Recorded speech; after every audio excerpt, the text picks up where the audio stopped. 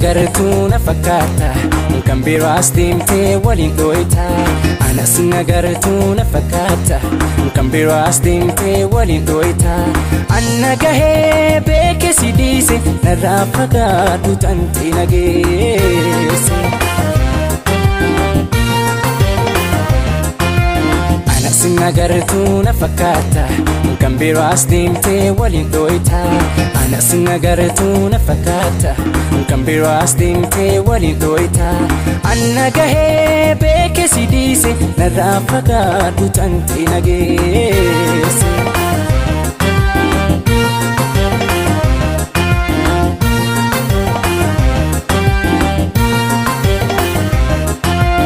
Edanna sobdee sobaan jiraata deema dibattee namiita.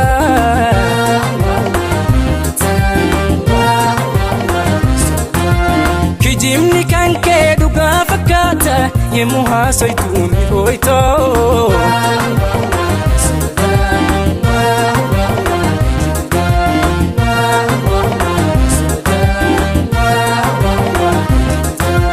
Hundumaa fakkaachuun yoo jireenya taatee kaani kan waan jettu silaa osoo beektee haalli kee si baasuu dhiisi bira yoo rabbiin sodaattee hojii tan ta'e beekeera sin barbaadu har'arraa kakka keetii si faahiruu deemi firaa.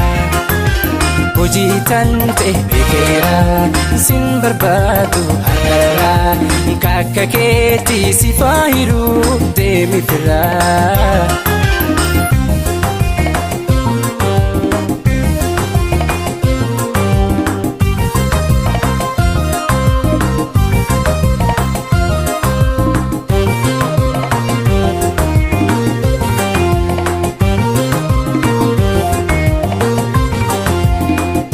Nagartuu na fakkaata kan biroo as deemtee waliin dhooyta.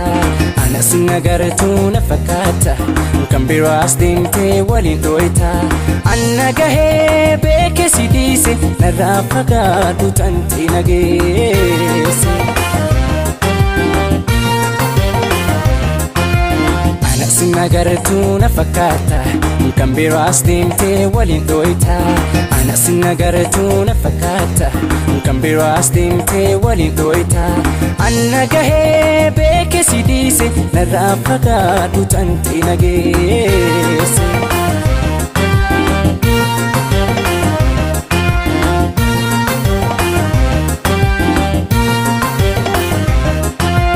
Badiite hundaa sifirra dabre halkaniif guyyaa iraaree.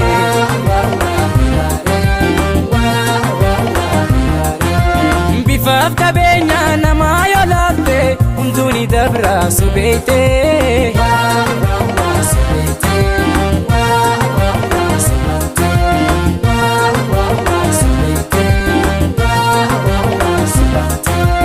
Jaalalti guddaattee gowwaa nama gootii waa hunda so argu siifirra dabeetee. Amma obsee boontuutiya obsaan miidhameetee. Badii tan teessi dhiisee deemi feera nageessee. Rabbiin guddaan si haadhiisuu si eebbisee. Badii tan teessi dhiisee deemi feera nageessee. Rabbiin guddaan si haadhiisuu si eebbisee.